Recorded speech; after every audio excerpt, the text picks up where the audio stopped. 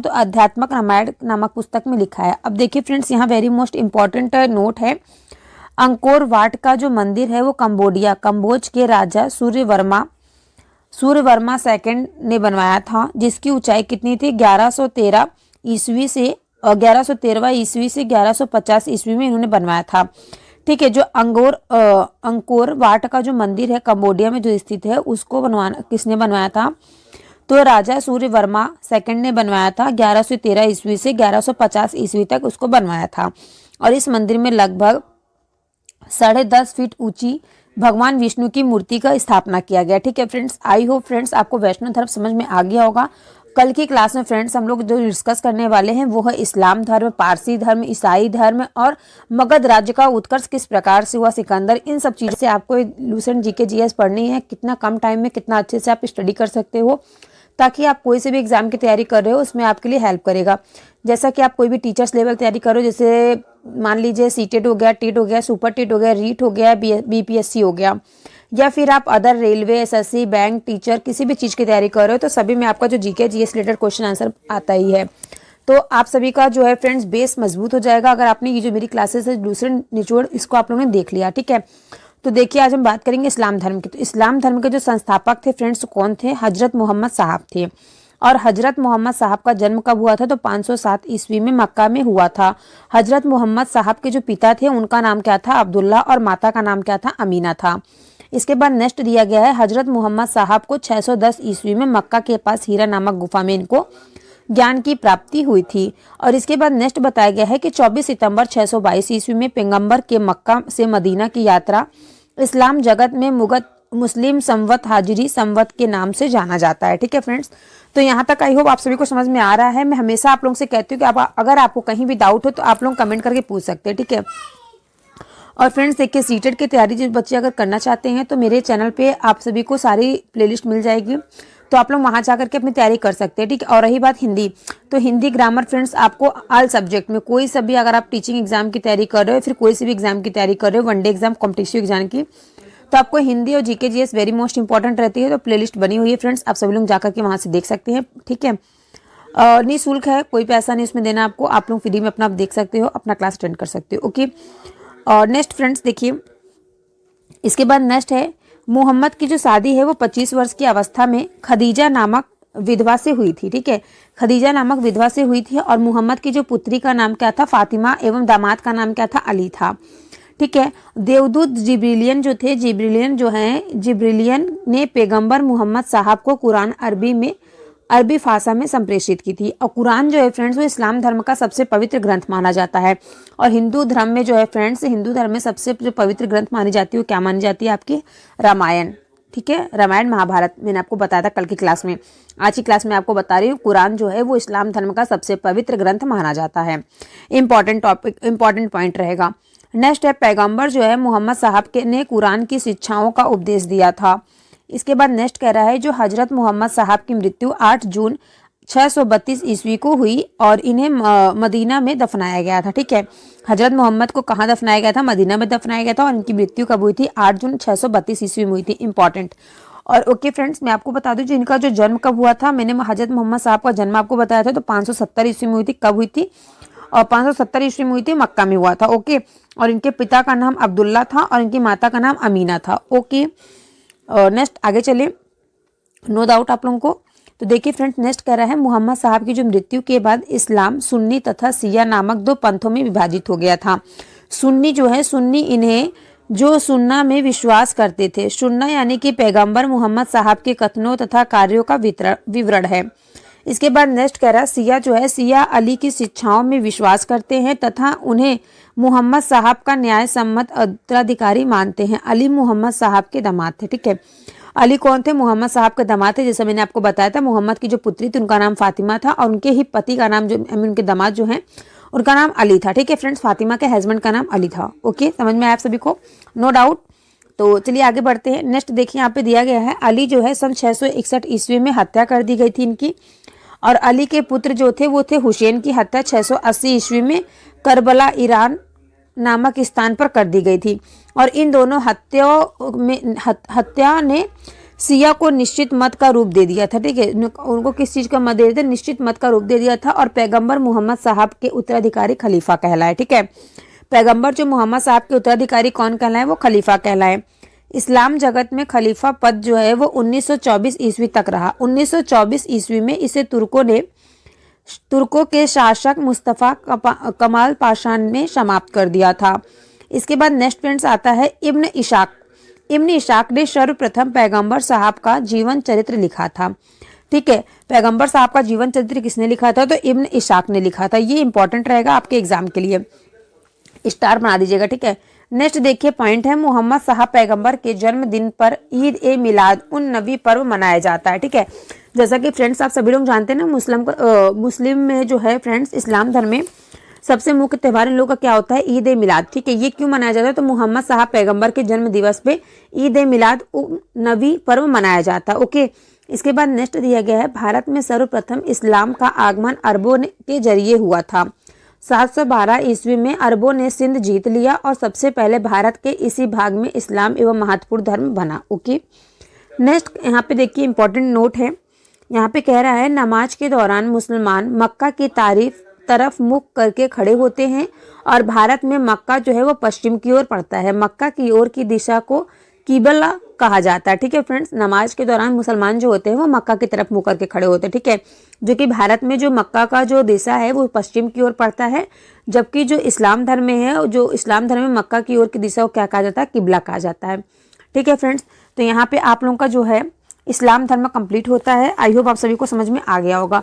अब देखिए इसके बाद मैं आपको बताऊंगी ईसाई धर्म के बारे में। सभी से रिक्वेस्ट है कि चैनल को सब्सक्राइब, वीडियो को लाइक कर लीजिएगा और अपने दोस्तों में भी शेयर कर दीजिएगा। ठीक है, क्योंकि ये जो आपकी क्लास है ये काफ़ी ज़्यादा आप सबके एग्जाम के लिए हेल्प करने वाली है। ओके, तो चलिए नेक्स्ट चलते हैं। नेक्स्ट देखिए यहाँ पे फ्रेंड्स दिया गया ईसाई धर्म के बारे में।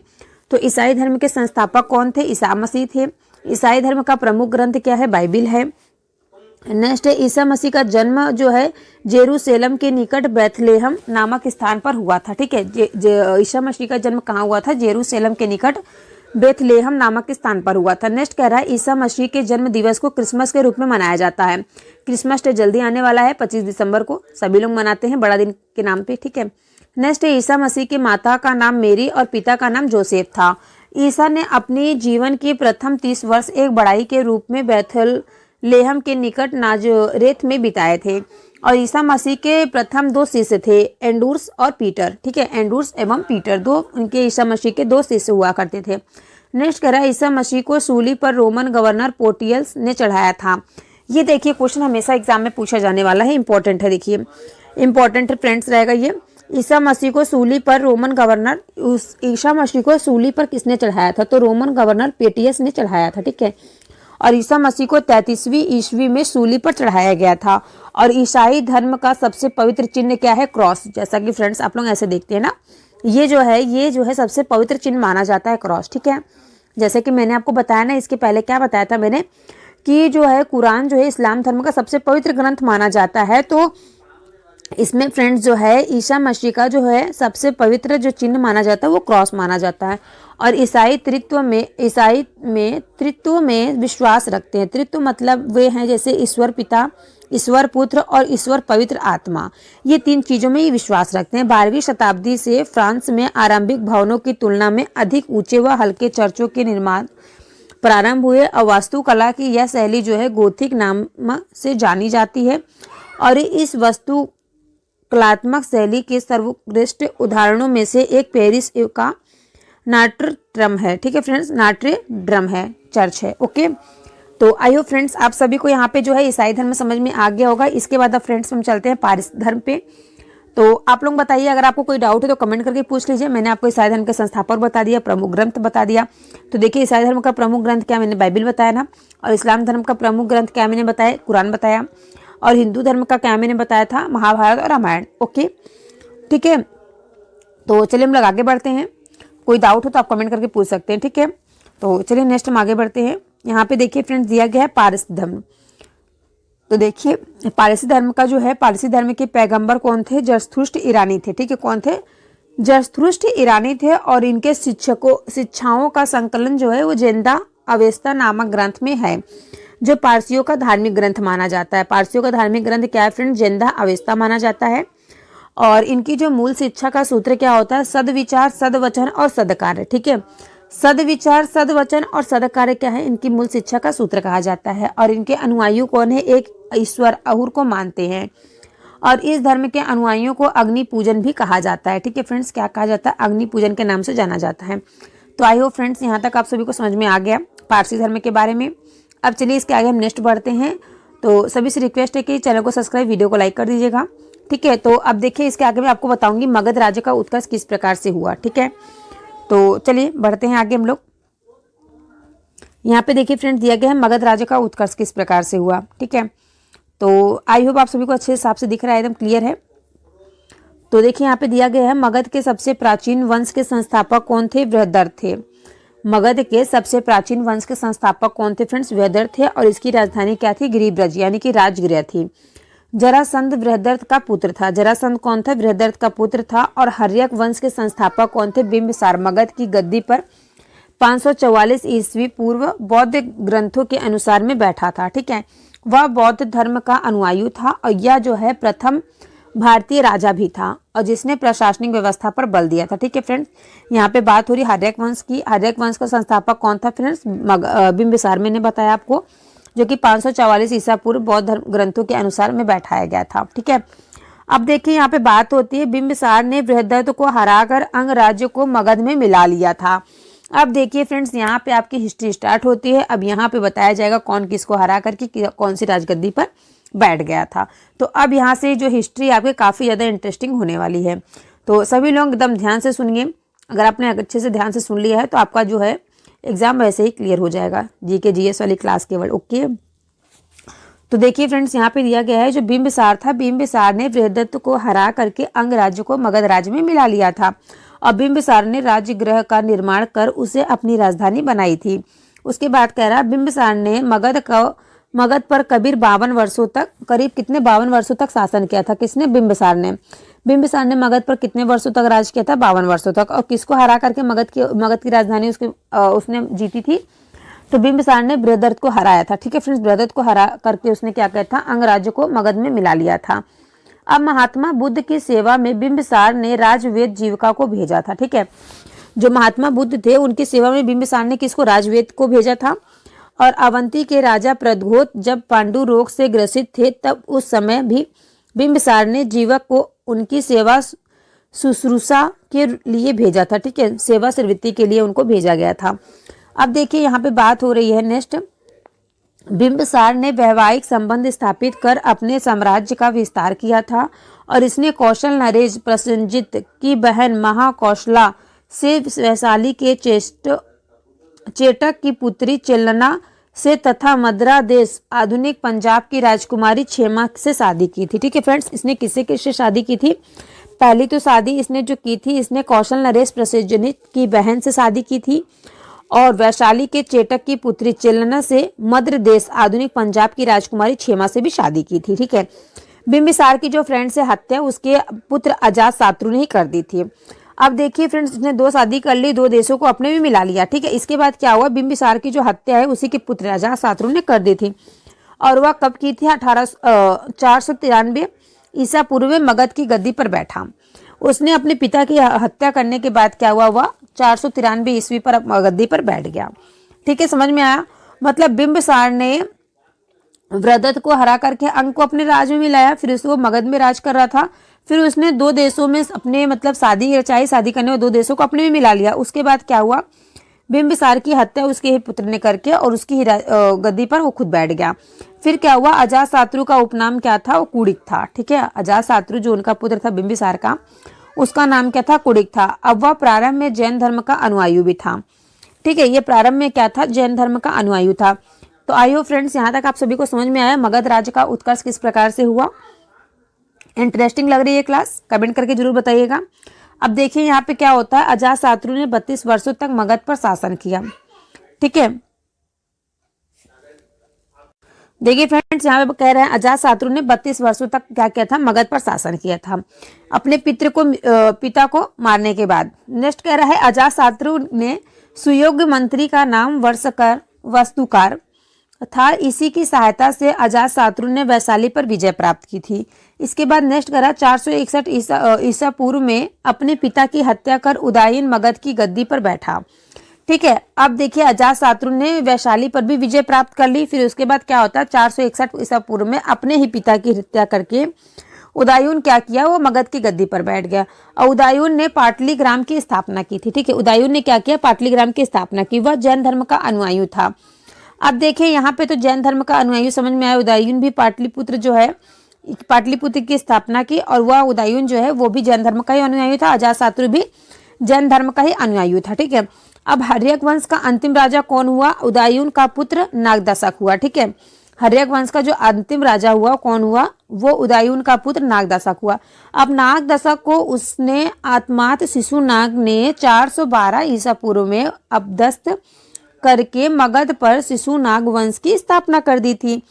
अब देखिए क्या होता, शिशुनाग ने अपनी राजधानी पाटलिपुत्र से हटा करके वैशाली में स्थापित कर दी।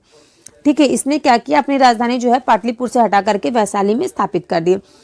अब शिशुनाग का उत्तराधिकारी कालाशोक पुनः राजधानी को पाटलिपुत्र ले गया। अब शिशुनाग वंश का अंतिम राजा कौन हुआ, वो नंदीवर्धन हुआ। फिर नंद वंश का संस्थापक कौन हुआ, पद्म नंदन हुआ, महापद्म नंदन। ओके, अब नंद वंश का अंतिम शासक कौन हुआ, घनानंद था और यह सिकंदर का समकालीन था।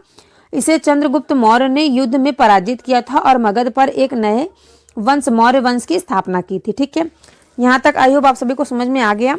शिशुनाग वंश का अंतिम राजा नंदीवर्धन हुआ और नंद वंश का संस्थापक महापद्म नंदन हुए और नंद वंश का जो अंतिम शासक संस्थापक मैंने बता दिया महापद्म नंदन हुए और अंतिम शासक कौन हुआ, घनानंद हुआ। और ये जो घनानंद था यह सिकंदर का समकालीन था और इसे चंद्रगुप्त मौर्य ने युद्ध में पराजित किया था और मगध पर एक नए वंश मौर्य वंश की स्थापना की थी। ठीक है फ्रेंड्स, आई होप यहाँ तक आप सभी को समझ में आ गया होगा। किसी को कुछ भी डाउट हो तो कमेंट करके पूछ सकते हैं। ठीक है, तो आज की क्लास में मैंने आपको क्या क्या बताया, इस्लाम धर्म, ईसाई धर्म, पारसी धर्म और मगध राज्य का उत्कर्ष। ठीक है, तो चलिए हम आगे बढ़ते हैं। यहाँ तक सभी को समझ में आ गया है तो कमेंट करके जरूर बताइएगा। तो चलिए नेक्स्ट हम बढ़ते हैं आगे। अब देखिए फ्रेंड्स, इसके बाद आता है आपका सिकंदर। सिकंदर का है फ्रेंड्स, सिकंदर का जन्म जो है 356 ईसा पूर्व में हुआ। ठीक है, और सिकंदर के पिता का क्या नाम था, फिलिप नाम था। सिकंदर के पिता का नाम क्या था, फिलिप नाम था। और फिलिप जो है 359 ईसा पूर्व में मकदूनिया का शासक बना। ठीक है, ये कहाँ का शासक बना, मकदूनिया का शासक बना और इनकी हत्या 329 ईस्वी में कर दी गई थी। जितने भी राजा फ्रेंड्स आप लोग सुन रहे होगा, सभी राजा क्या हुआ है, हत्या ही हुई है। ठीक है, कोई भी अपनी मृत्यु से नहीं मरा है। नेक्स्ट देखिए फ्रेंड्स, सिकंदर क्या हुआ, सिकंदर जो है अरस्तु का शिष्य था। सिकंदर किसका शिष्य था, अरस्तु का शिष्य था और सिकंदर ने भारत विजय का अभियान 326 ईसा पूर्व में प्रारंभ किया था।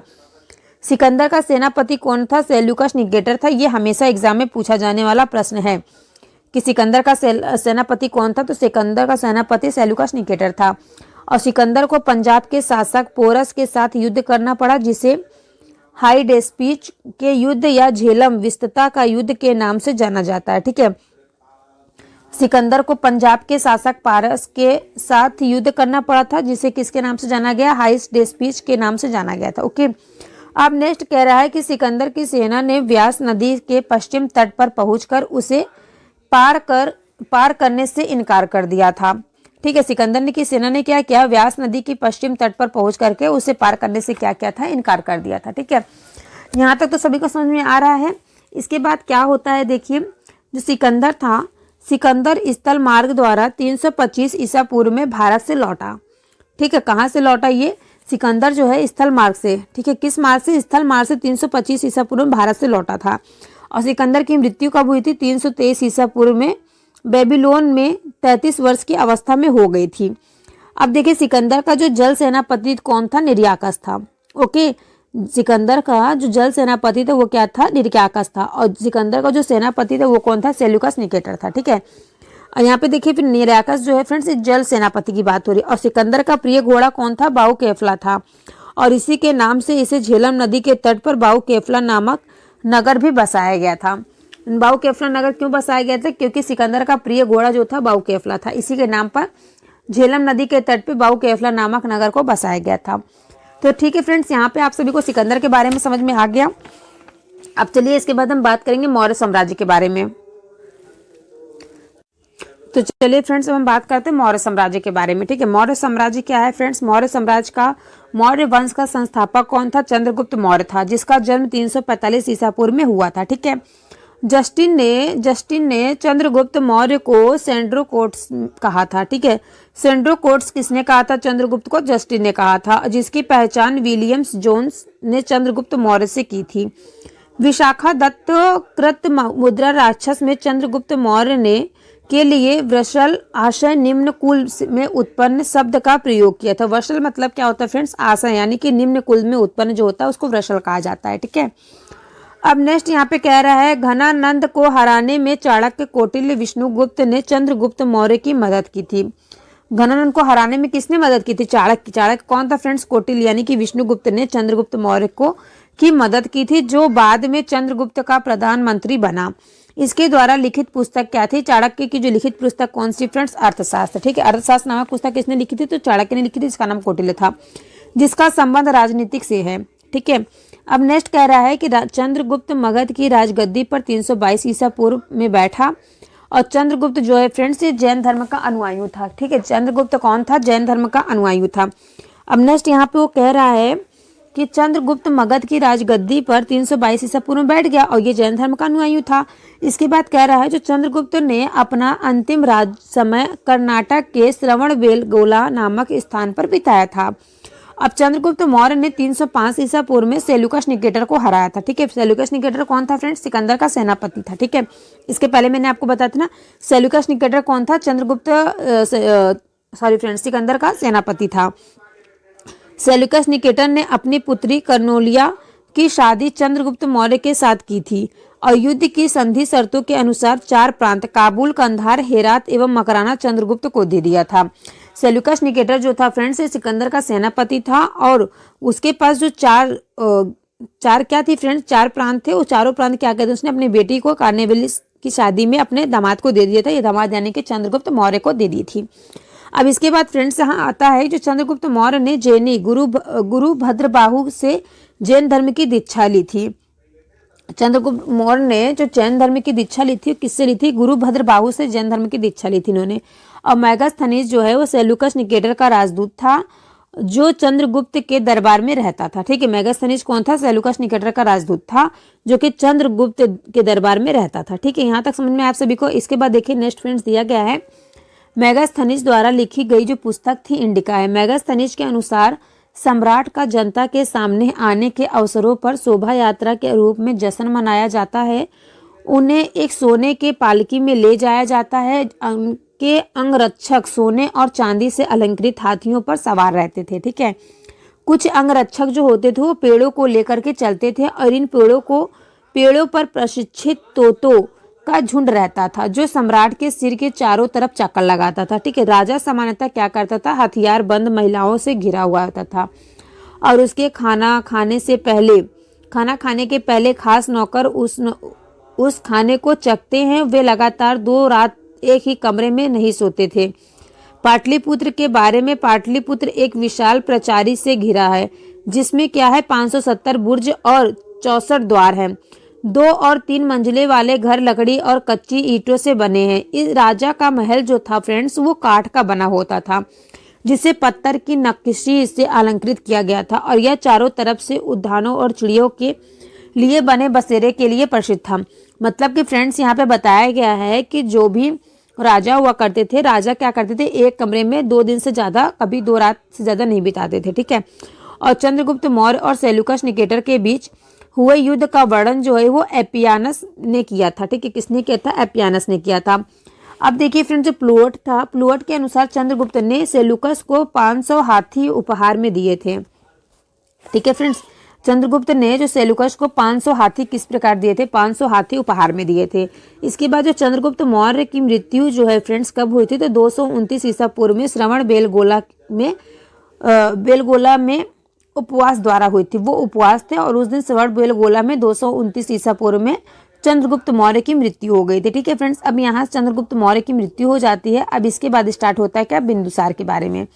अब देखिए यहाँ मैं आपको बिंदुसार के बारे में बताऊंगी। बिंदुसार क्या फ्रेंड्स? चंद्रगुप्त मौर्य का उत्तराधिकारी कौन था? बिंदुसार था, जो 298 ईसा पूर्व में मगध की राजगद्दी पर बैठा। अब देखिए यहाँ पे नेक्स्ट क्या कह रहा है, अभी अमित्र घात के नाम से बिंदुसार जाना जाता है। किसके नाम से फ्रेंड्स? अमित्र घात के नाम से, क्योंकि अमित्र घात अर्थात क्या होता है? शत्रु विनाशक। ठीक है। बिंदुसार जो है फ्रेंड्स आजीवक संप्रदाय का अनुयायी था। अब वायु पुराण में क्या है फ्रेंड्स? वायु पुराण में बिंदुसार का भद्रसार या वारी सार कहा गया है। स्ट्रोबा के अनुसार सीरियन नरेश एंटोयस ने बिंदुसार के दरबार में डाइमेकस नामक राजदूत भेजा। इससे ही मेगास्थनीज का उत्तराधिकारी माना जाता है। जैन ग्रंथों में बिंदुसार को सिंहसेन कहा जाता है। अब बिंदुसार के शासक काल में तक्षशिला में हुए 2 विद्रोहों का निर्वर्णन है। इस विद्रोह को दबाने के लिए बिंदुसार ने पहले सुसीम को और बाद में अशोक को भेजा था। ठीक है, पहले सुसीम को और बाद में किसको? अशोक को भेजा था। देखिए फ्रेंड्स इसके बाद क्या कहा जाता है? जैन ग्रंथों में जो बिंदुसार को सिंहसेन कहा गया था। ठीक है, जैन ग्रंथों में बिंदुसार को क्या कहा गया था? सिंहसेन नाम से संबोधित किया गया था। इसके बाद नेक्स्ट पॉइंट का आता है जो बिंदुसार के शासन काल में तक्षशिला में हुए 2 विद्रोही का वर्णन है। इस विद्रोह को दबाने के लिए बिंदुसार ने पहले सुसीम को और बाद में अशोक को भेजा था। ठीक है। नेक्स्ट कह रहा है कि एथनियस के अनुसार बिंदुसार ने सीरिया के जो शासक थे, कौन? एंटियोकस थे। ठीक है, एंटियोकस फर्स्ट से मंदिर, सूखे अंजीर एवं एक दार्शनिक भेजने की प्रार्थना की थी। अब बौद्ध विद्वान तारानाथ ने बिंदुसार को 16 राज्यों का विजेता बताया था। बिंदुसार कितने राज्यों का विजेता था? वो 16 राज्यों का विजेता था। ठीक है। अब देखिए फ्रेंड्स यहाँ पे तो बात हो गई बिंदुसार के बारे में। अब इसके बाद हम बताते हैं आपको अशोक के बारे में। तो बिंदुसार के बारे में फ्रेंड्स इससे रिलेटेड इससे बाद आगे और कुछ नहीं आने वाला आपके एग्जाम में, अगर आप वनडे एग्जाम की तैयारी कर रहे हो। ठीक है, इतना ही पॉइंट है जो आपके एग्जाम में पूछा जाने वाला है। ठीक है, अब हम बात करेंगे इसके बाद अशोक के बारे में। देखिए फ्रेंड्स यहाँ पे दिया गया है अशोक के बारे में। अशोक जो है फ्रेंड्स बिंदुसार का उत्तराधिकारी अशोक महान हुआ, जो 269 ईस्वी पूर्व में मगध की राजगद्दी पर बैठा था। और राजगद्दी पर बैठने के समय अशोक जो है वो अवंती का राज्यपाल था। मास्की एवं गुर्जरा अभिलेख में अशोक का नाम जो है वह अशोक मिला है। ठीक है, अशोक का नाम क्या मिला है? अशोक मिला है। पुराणों में अशोकों को अशोक वर्धन कहा गया है। अशोक ने अपने अभिषेक के 8वें वर्ष लगभग 261 ईसा पूर्व में कलिंग पर आक्रमण किया और कलिंग की राजधानी तोसली पर अधिकार भी कर लिया था। अब बात आती है प्लिनी का कथन है कि मिस्र का राजा फिलाडेल्फस टालमी है, जो है टालमी सेकंड ने पाटलिपुत्र में डियानिशियस नामक का एक राजदूत भेजा था अशोक के दरबार में। कहाँ भेजा था फ्रेंड्स? अशोक के दरबार में। इन्होंने जो टालमी जी हैं इन्होंने पाटलिपुत्र में डियानिशिय का नाम का एक राजदूत भेजा था। और उपगुप्त नाम बुद्ध भिक्षु ने अशोक को बौद्ध धर्म की दीक्षा दी थी। अशोक ने क्या किया था फ्रेंड्स? अशोक ने आजीवकों को रहने हेतु बराबर की पहाड़ियों में 4 गुफाओं का निर्माण करवाया, जिसका नाम क्या था? कर्ज, चौपर, सुदामा तथा विश्व झोपड़ी। ठीक है फ्रेंड्स, ये 4 प्रकार की उन्होंने झोपड़ी का निर्माण करवाया था। जिसमें कौन रहता था? जिसमें आजीवकों को रहने के लिए बराबर की पहाड़ियों में, जो पहाड़ियां बराबर थी उसमें रहने के लिए उनको स्थान दिया था। ठीक है, अब देखिए यहाँ पे कुछ इंपॉर्टेंट नोट्स हैं। अशोक के पौत्र कौन थे? दशरथ। दशरथ के आजीवकों को नागार्जुन गुफा प्रदान की गई थी। ठीक है, तो यहाँ तक फ्रेंड्स आपका कंप्लीट होता है। इसके बाद हम नेक्स्ट आगे बढ़ते हैं। देखिए अशोक की जो माता था इनका नाम क्या था? सुमधात्री था।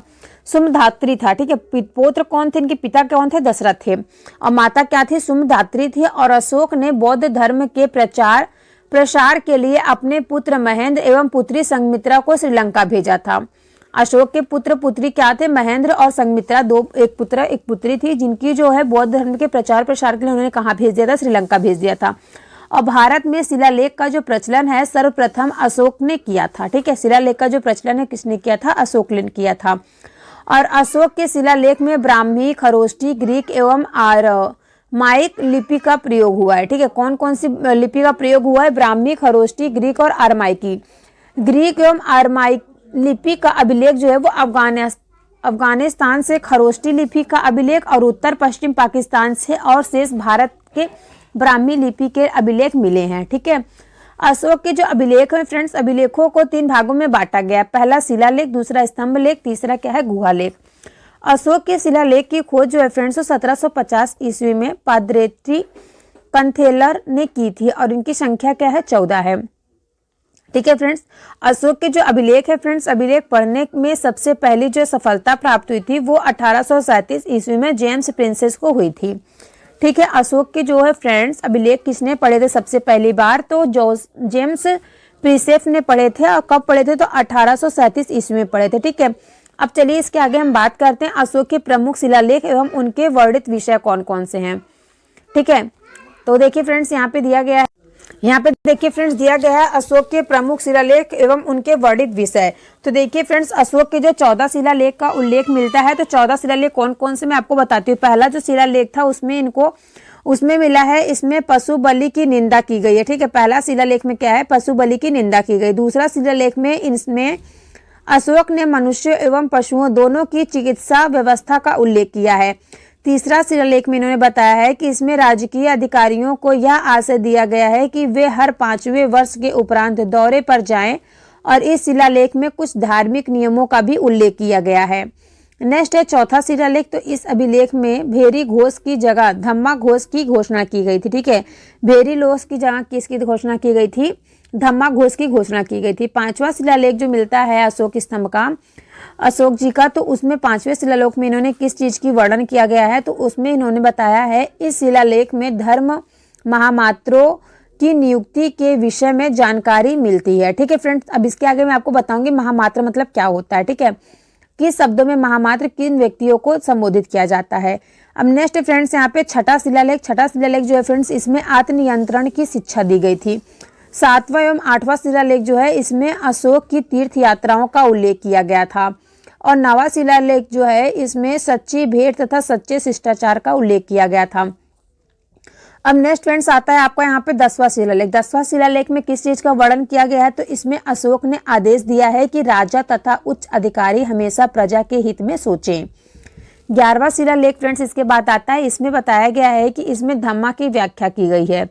किसकी फ्रेंड्स व्याख्या की गई, धम्मा की व्याख्या की गई। नेक्स्ट है 12वां शिलालेख। 12वां शिलालेख जो है इसमें स्त्री महामात्रों की नियुक्ति एवं सभी प्रकार के विचारों के सम्मान की बात कही गई है। तो यहाँ तो फ्रेंड्स मैंने आपको 12 शिलालेख बता दिए हैं। 12 शिलालेख में क्या क्या किस किस चीजों का इन्होंने वर्णन किया है।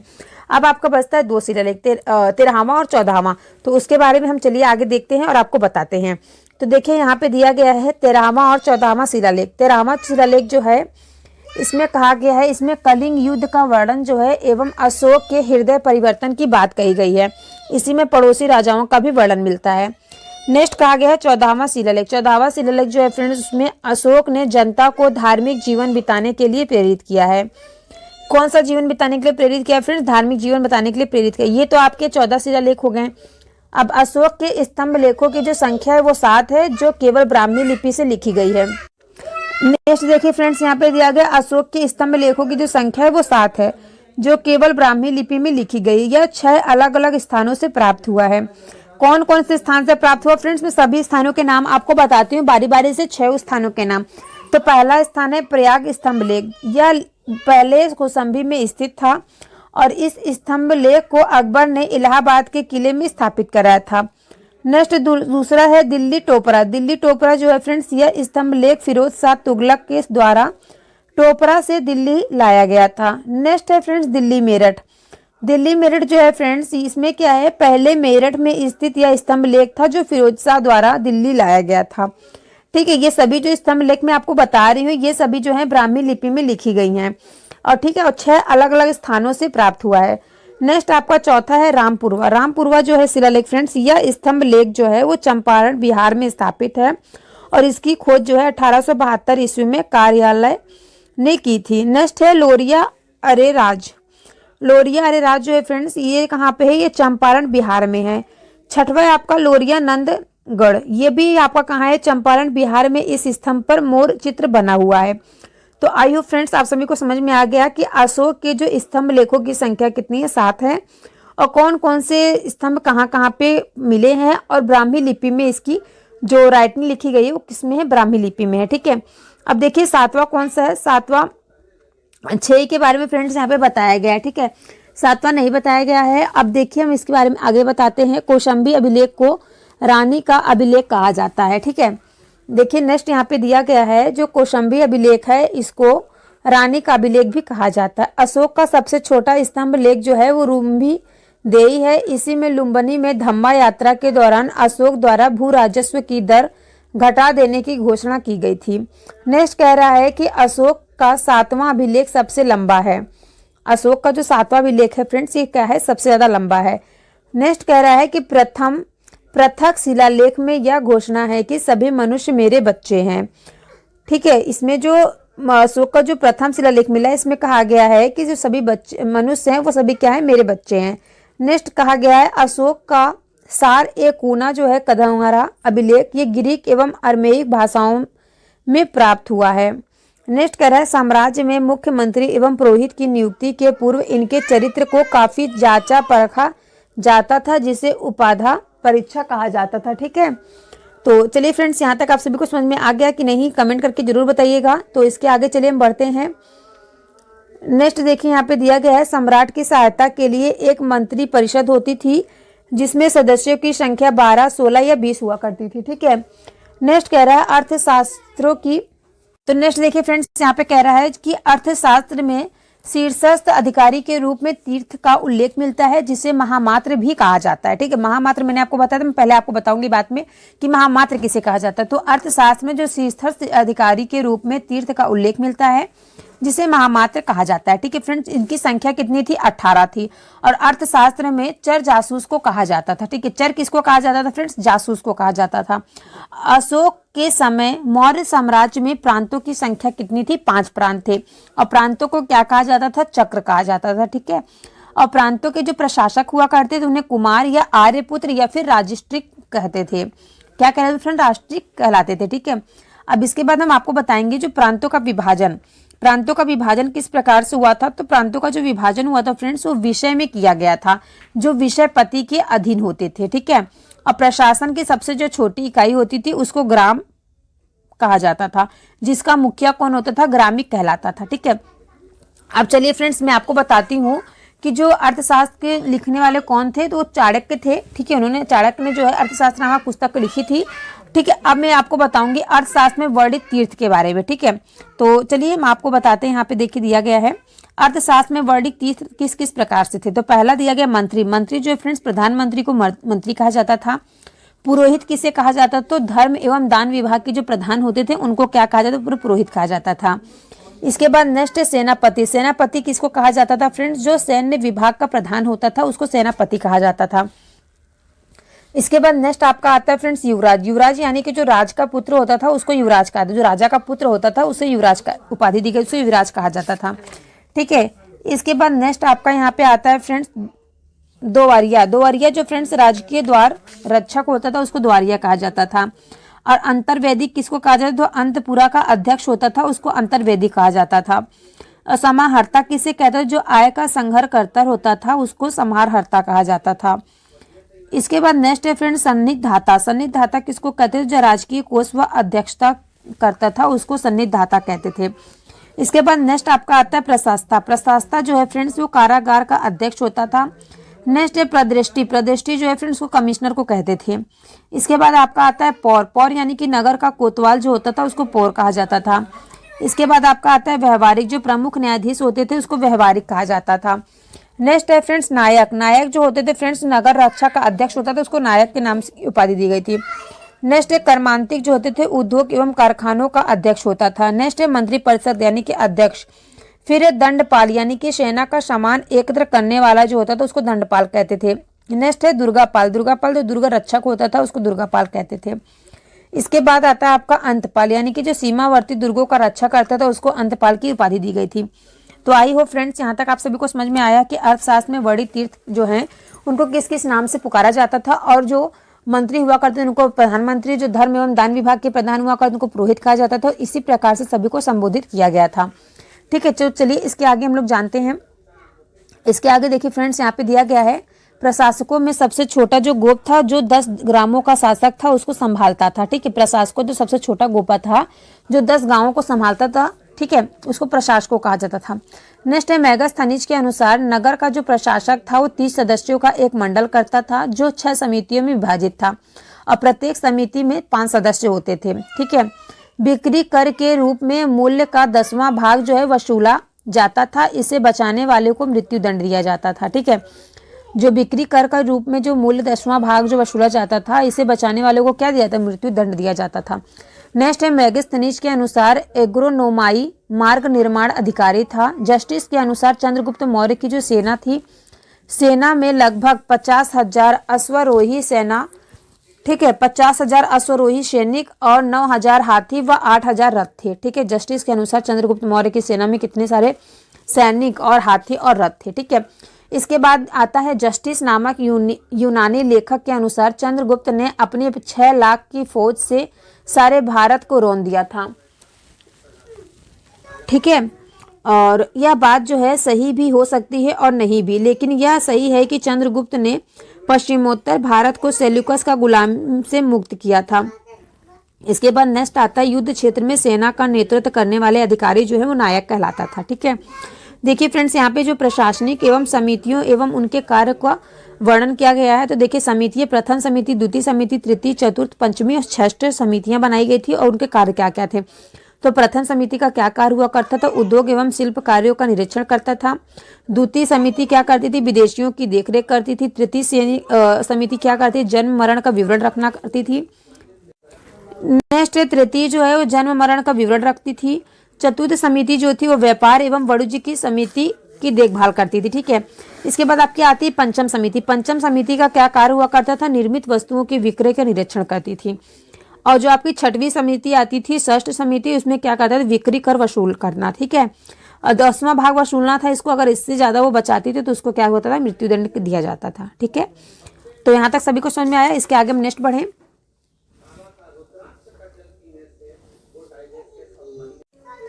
नेक्स्ट देखिए फ्रेंड्स, यहाँ पे कह रहा है कि जो सैन्य विभाग का सबसे बड़ा अधिकारी हुआ करता था वो कौन होता था। सैन्य विभाग का सबसे बड़ा अधिकारी जो है वो फ्रेंड्स सेनापति होता था। और प्लिनी नामक यूनानी लेखक के अनुसार चंद्रगुप्त की सेना ने 6 लाख पैदल सिपाही और 30,000 घुड़सवार और 9,000 हाथी थे। ठीक है, ये किसके अनुसार फ्रेंड्स, सबसे बड़ा अधिकारी जो सेनापति होता था उसके अनुसार यहाँ ने प्लिनी ने बताया। इसके बाद जो मेगास्थनीज था, मेगास्थनीज के अनुसार मौर्य सेना का रख रखाव जो है वो 5 सदस्यीय 6 समितियां करती थी। और मौर्य प्रशासन में गुप्तचर विभाग जो है वो महामार्त सर्प नामक अमात्य के अधीन था।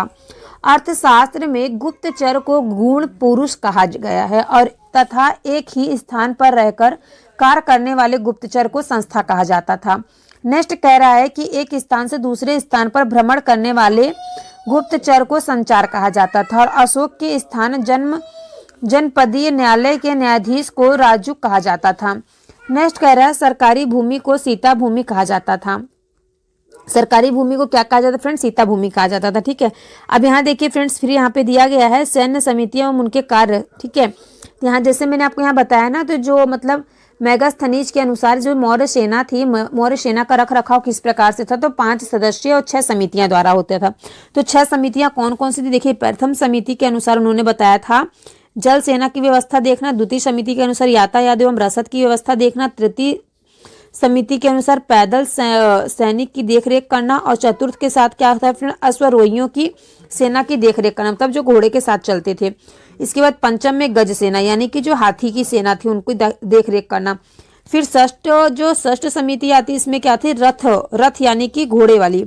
ठीक है, जो रथ पे सवार रहती थी, रथ सेना की देखरेख करना। ठीक है, तो यहाँ तक आई होप आप सभी को समझ में आ गया। इसके बाद हम थोड़ा सा और रह गया फ्रेंड्स, इसको मैं आपको बताती हूँ। इसके बाद नेक्स्ट क्लास आपकी होगी, उसमें मैं कल की क्लास में आपको ब्राह्मण साम्राज्य, भारत के यवन राज्य के बारे में बताऊंगी। ठीक है, आज की क्लास में फ्रेंड्स मैं आपको केवल बस यहीं तक बताऊंगी, मौर्य साम्राज्य का जो है, मौर्य साम्राज्य तक। तो देखिए बिना वर्षा के अच्छी खेती जो है होने वाली भूमि को क्या कहते थे, अद्यौत मात्रक कहा जाता था। ठीक है, और जो सरकारी भूमि हुआ करती थी उसको सीता भूमि कहा जाता था। ठीक है, मेगास्थनीज ने भारतीय समाज को 7 वर्णों में विभाजित किया था। पहला दार्शनिक, दूसरा किसान, तीसरा अहिर, चौथा कारीगर, 5वां सैनिक और 6वां निरीक्षण एवं 7वां क्या था, सभासद। किस प्रकार से फ्रेंड्स उन्होंने भारतीय समाज को 7 वर्गों में विभाजित किया था मेगास्थनीज ने। नेक्स्ट है फ्रेंड्स की स्वतंत्र वेश्यावृत्ति को अपनाने वाली महिला जो थी उनको रूपा जीवा कहलाती थी। और नंद वंश के विनाश करने में चंद्रगुप्त मौर्य ने कश्मीर के राजा प्रवर्तक से सहायता प्राप्त की थी। नेक्स्ट कह रहा है कि मौर्य शासन 137 वर्ष तक रहा। मौर्य शासन कितने वर्षों तक रहा फ्रेंड्स? तो 137 वर्षों तक रहा। भागवत पुराण के अनुसार मौर्य वंश में 10 राजा हुए, जबकि वायु पुराण के अनुसार 9 राजा हुए। ठीक है, भागवत पुराण के अनुसार मौर्य वंश में कितने 10 राजा बताए गए, जबकि वायु पुराण के अनुसार 9 राजा बताए गए। Important point of view. ठीक है, नेक्स्ट कह रहा है कि मौर्य वंश का जो अंतिम शासक था कौन था? बृहद्रथ था, और इसकी हत्या इसके सेनापति पुष्यमित्र शुंग ने 185 ईसा पूर्व में कर दी थी और मगध पर सुग वंश की नींव डाली थी। ठीक है, और फ्रेंड्स देखिए, मैंने मौर्य वंश का संस्थापक किसको बताया था? चंद्रगुप्त मौर्य को बताया था, जिसका जन्म कब हुआ था? 345 ईसा पूर्व में हुआ था। और देखिए फ्रेंड्स, यहाँ पे 137 वर्ष तक मौर्य शासक बताया जा रहा है, और इसका अंतिम शासक कौन बताया गया? बृहद्रथ।